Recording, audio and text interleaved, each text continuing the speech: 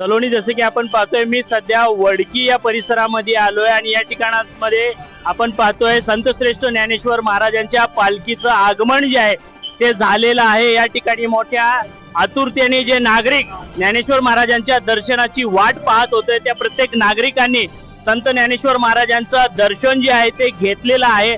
नागरिकांनी दर्शन घेतलेलं आहे। आता त्यांच्या मनामध्ये जे आनंदाची उकळी फुटलेली आहे त्या संदर्भात आपण विशेष संवाद जे आहे त्यांच्याशी संवाद साधणार आहे। त्यानंतर आपल्यासोबत मामा आहे, ते सालाबाद प्रमाणे याही वर्षी वारकरी संप्रदायांसाठी काही ना काही खाऊ वाटपाचा कार्यक्रम जो आहे तो ठेवत असतात।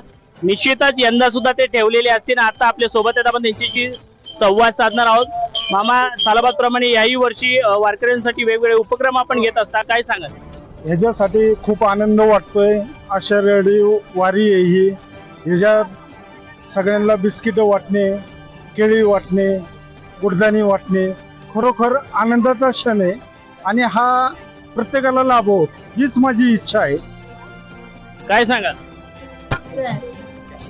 यावेळेस आपल्यासोबत काही महिला भगिनी आहेत, आपण त्यांच्याशी देखील संवाद साधणार आहेत।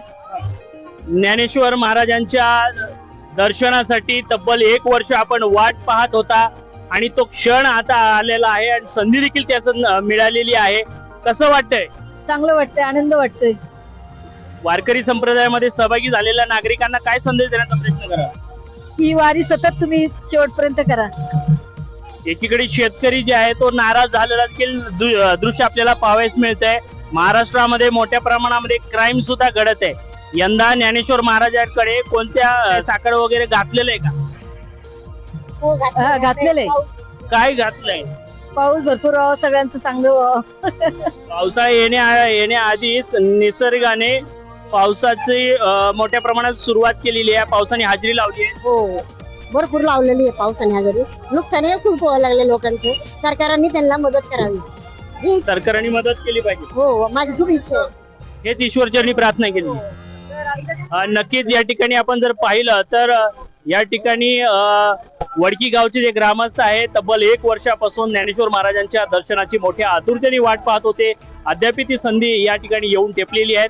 ज्ञानेश्वर महाराजांच्या दर्शन घेतल्याच्या नंतर या ठिकाणी जे नागरिक आहेत नागरिकांच्या मनामध्ये आनंदाची उकळी जी आहे ती या ठिकाणी फुटलेली आपल्याला दृश्य या ठिकाणी पाहावयास मिळते। त्यानंतर असे आमचे मामा हे सालाबाद प्रमाणे याही वर्षी पालखी संप्रदायामध्ये काही ना काही खाऊ वाटप जे आहे ते करत असतात। याही वर्षी ते बिस्किट जे आहे ते मोठ्या प्रमाणात वाटलेले आहेत, त्याबद्दल नागरिक या ठिकाणचे मोठ्या प्रमाणात खुश झालेलं दृश्य पाहावयास मिळत आहे।